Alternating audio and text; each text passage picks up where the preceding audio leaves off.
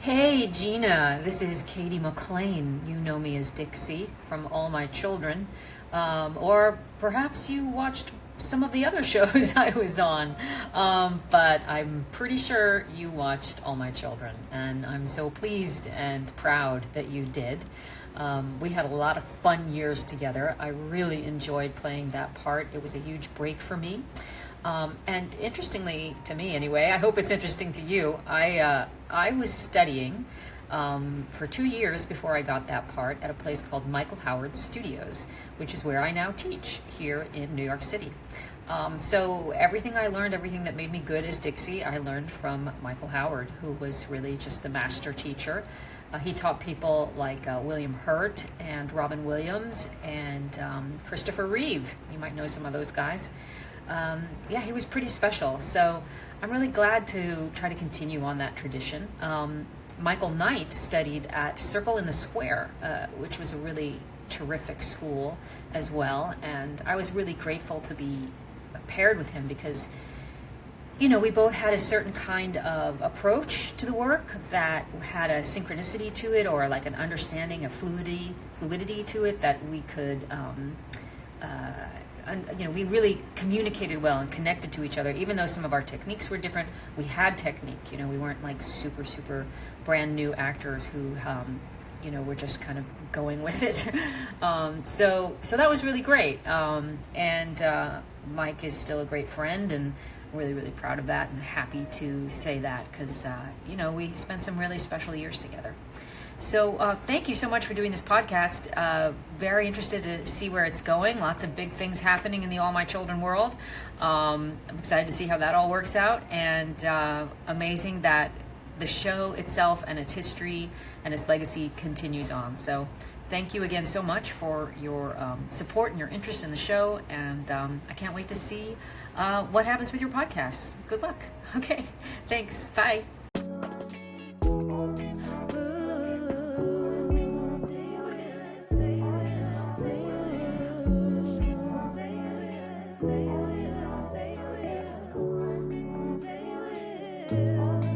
Hey, everybody, and welcome to Pals Chat. I am your host, Gina Parker. I am here with my co host, Ashley Jones. Hiyo. Ashley Jones, do you have anything? I'm still watching The Bear. That's kind Hmm. of that's kind of it. Oh, I have started Agatha. I've only watched the first episode, but it was good. I liked it. Yeah, it's good. Catherine Hahn being her Catherine Hahniest. I don't Hmm.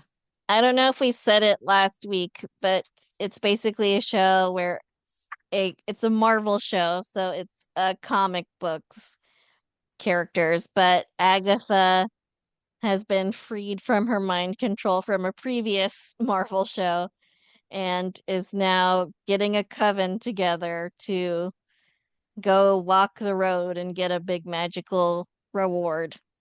Mm-hmm.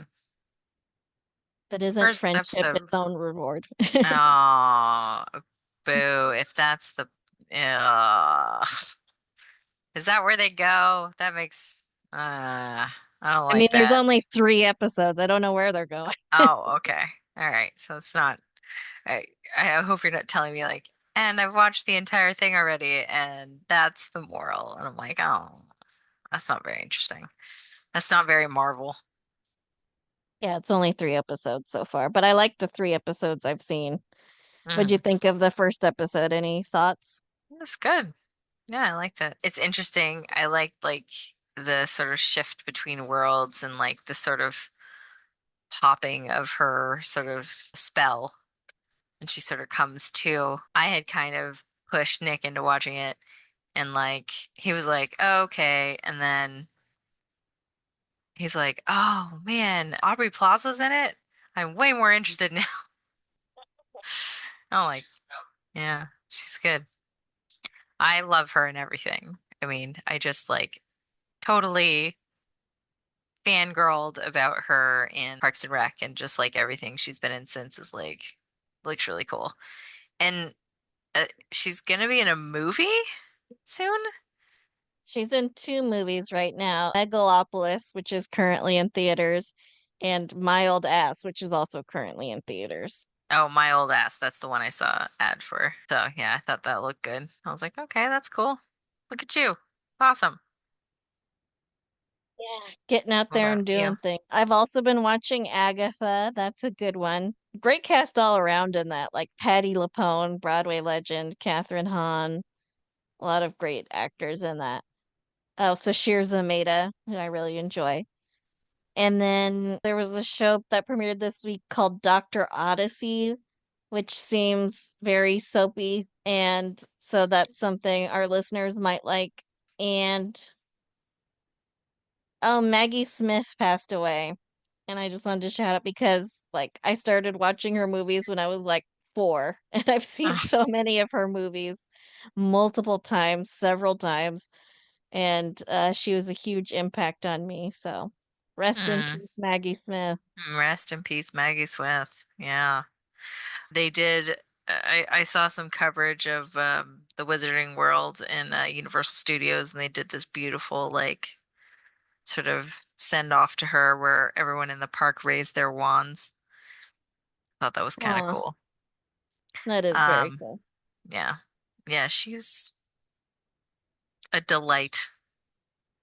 I especially liked her performance. I mean, I'm a huge Harry Potter fan, so Harry Potter movies are fantastic. But her in Hook is one of the great ones. Sister Act, a classic, you know. Hmm. Downton Abbey, she was the Dowager Countess. Great Hmm. performance. Like just, hit after hit after hit. Hmm. Like I couldn't list them all, but Yeah, I love Downton Abbey too. She was perfect in that. Yeah, she will be missed. so as listeners will know listening to the episode, Cady McClain, Dixie Cooney Martin herself, did our intro for us this week. And so I wanted to play a clip of her acting on All My Children. I don't believe I need a body check just now, Tad. Then you remember me. Yeah, I think I've seen you enough time at Nico's. Hear that, Myrtle? Unforgettable as well as incredibly charming. And totally wicked. And a delight to be with. As a matter of fact, the answer to a woman's prayers. Lord knows which woman. Tad, this young lady has come to pick up a dress for tonight's party, right? Yes. Is it ready? I think it is. I'll go check.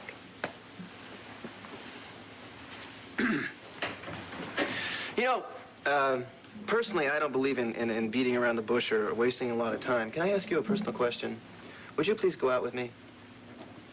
Whew, you're fast. Well, to someplace amazing, and preferably sooner than later. A date? Only the very nervous call it that. I couldn't.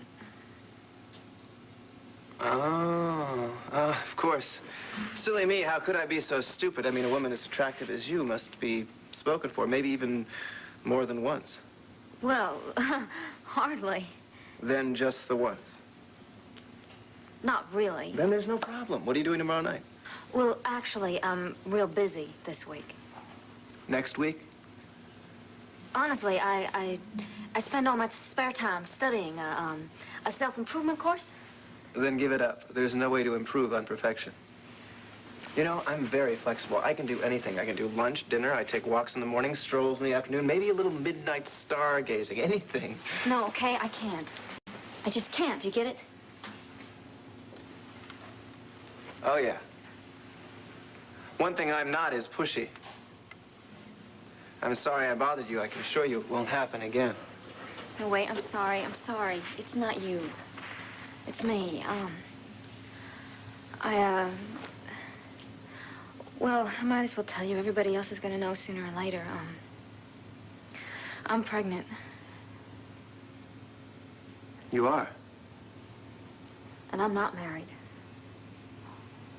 Jinkies. So I'm not exactly an ideal choice. Well, you're probably hungry. Huh? Bun in the oven, you need food. What? Chow for the Bambino. Fuel for you. Say no more. I've got the solution. I know the perfect place. A charming little boîte around the corner. It's cozy. It's got great atmosphere, nice food. You're going to love it. Dixie, your dress, honey. We'll pick it up later, Myrtle. Man, Tad is such a sleazeball. Well, actually, that became like one of the greatest history of the show. Hmm. He's still a sleazeball. Yeah. But yeah, he could lay it on pretty good. Anywho, so thank you, Cady McClain, who won an Emmy for her work on this show. Thank you for the intro to this episode. We appreciate it. And this episode also brings an end to the Brooch storyline. Oh, I finally get to know the end. I'm so excited. I wanted to see if you wanted to lock in an answer before we Uh, get there. so recap what we've discovered so far, that there's a secret compartment in it. There's a picture of something Mm-hmm. that is some sort of family secret. Is Mm-hmm. that what I remember correctly? That is correct, all of it. Okay. I actually was thinking this like in the car, like it was like kind of plaguing me. I was like, what? What could it be? And I remember that my last guess was some sort of like family tree that showed that like there's some incest going on or something, but I don't think that would fit in a brooch now that I'm thinking about it. Mm-hmm. So I don't think that's it.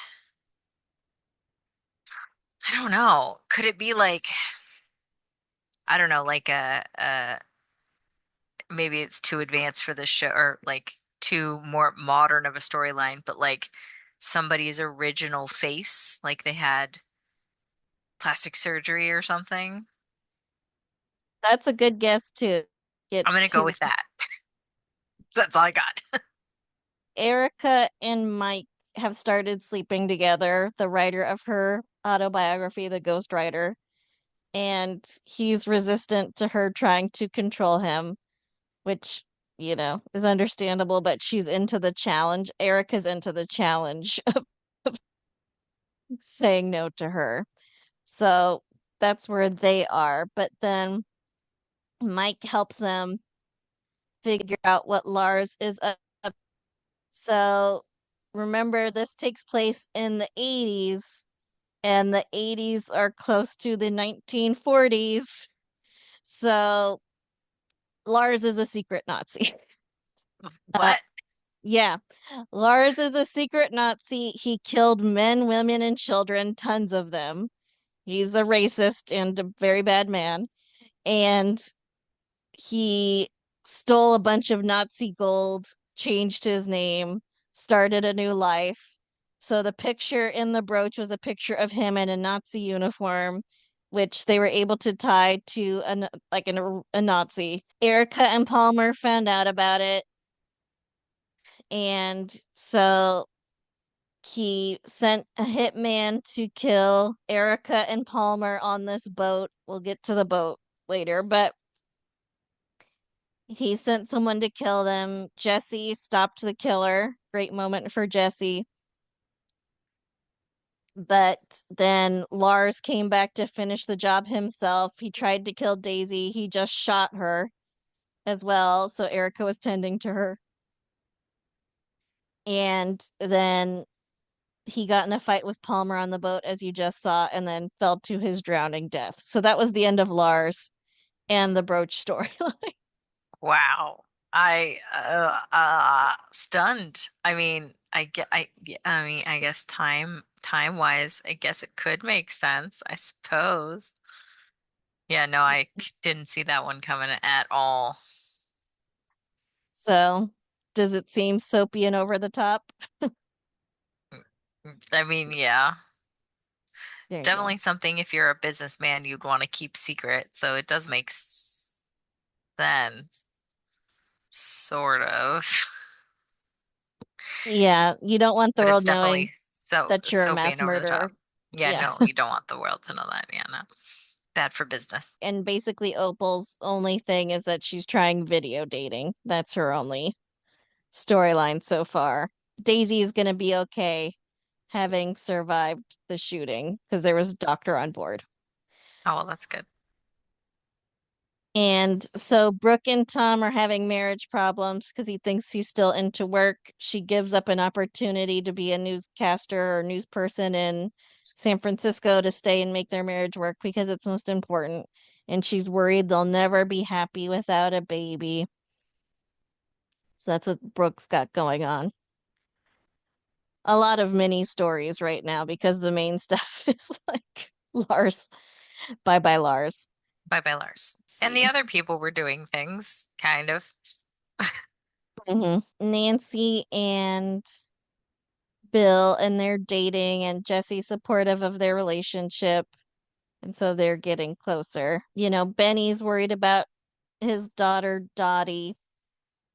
She's all about Jesse. She just ditched work joyriding with him in a car. He's not that into her as anything other than a friend. Poor Dottie, that's the story of her life on the show, even though she's very beautiful. Oh, Uh, man. so she's just always Pretty and friend zoned. Man, that sucks. We get to the main thing, which is Angie has been secretly pregnant this whole time, and she gives her and Jesse's baby up, and Jesse comes to the hospital just as his baby is being taken away.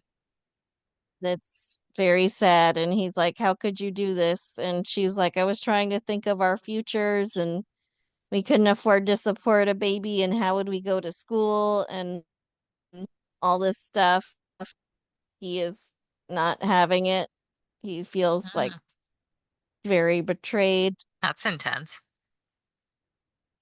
Yeah, it's like, and she's technically right to be like, we couldn't support a baby, and our relationship wasn't in a good place. We both wanted to go to school and stuff, but he's like, I would never want my child up for adoption, and you had the child and didn't tell me and gave it away for adoption anyway. And it's a very compelling scene, but you know, kind of hard one. Hmm.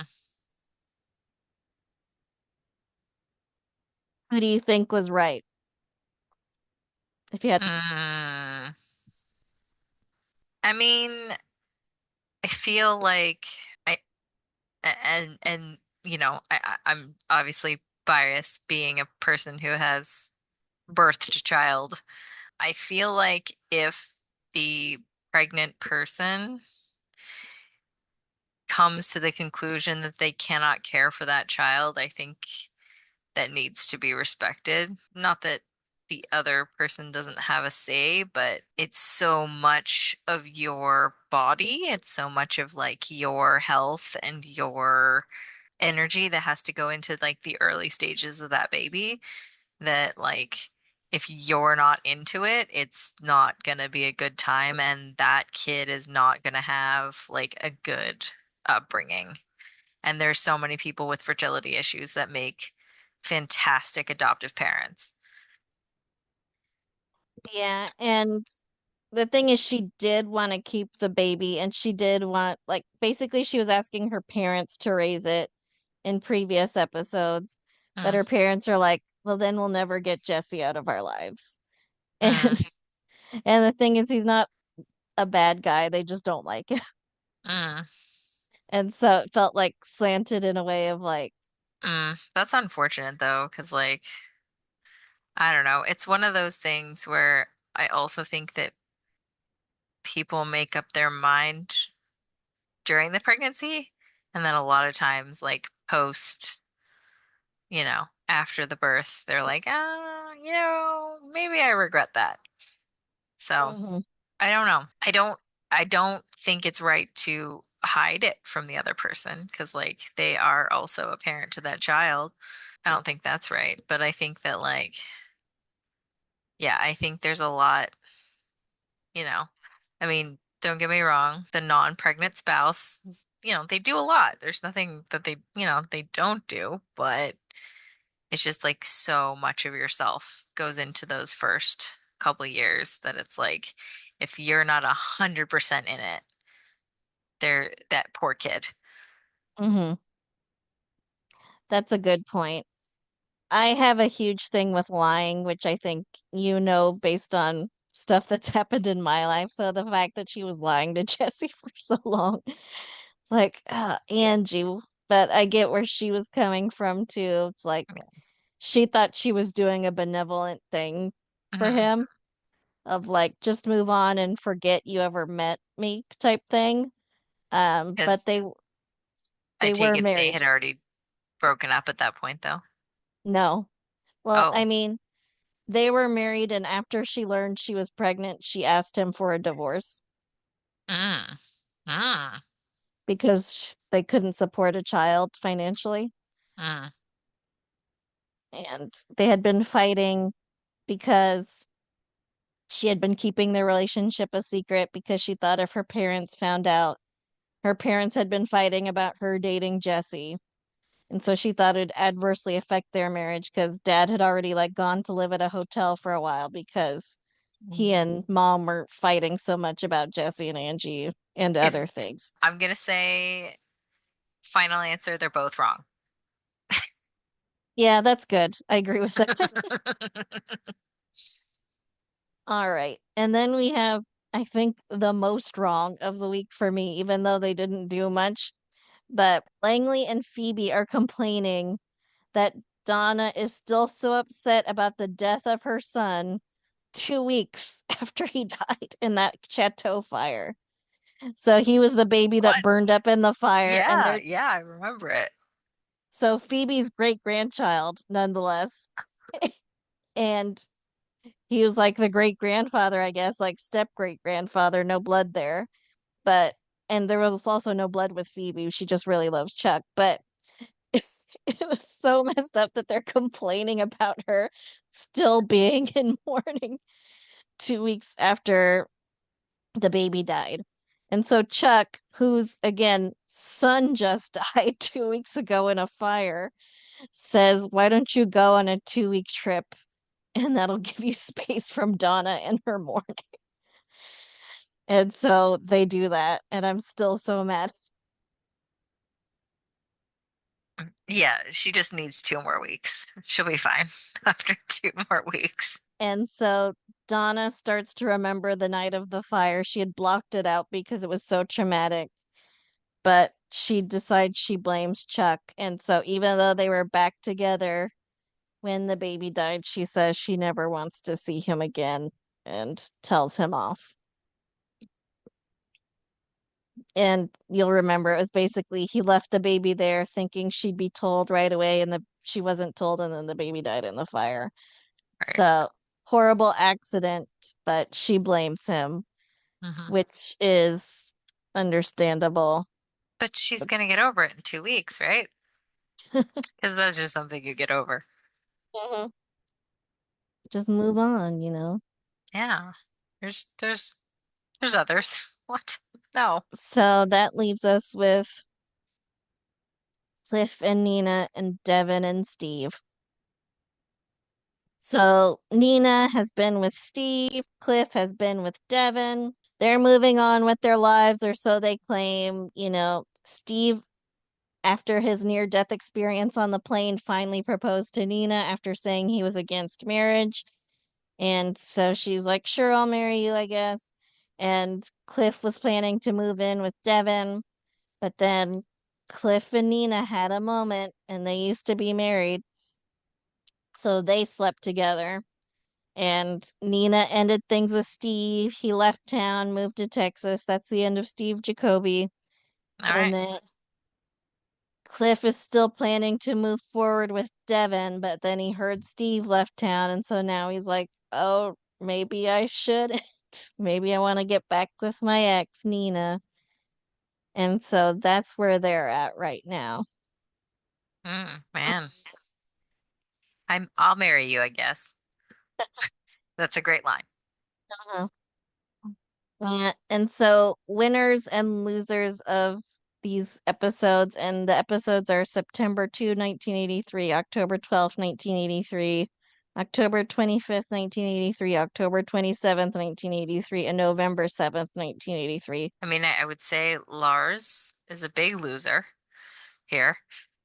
Lars is loser of the week for you. That's a great choice. He was a Nazi and a very bad man. and and dies righteously. I mean, like, is righteously killed, I suppose. Yeah. This is more And accurate.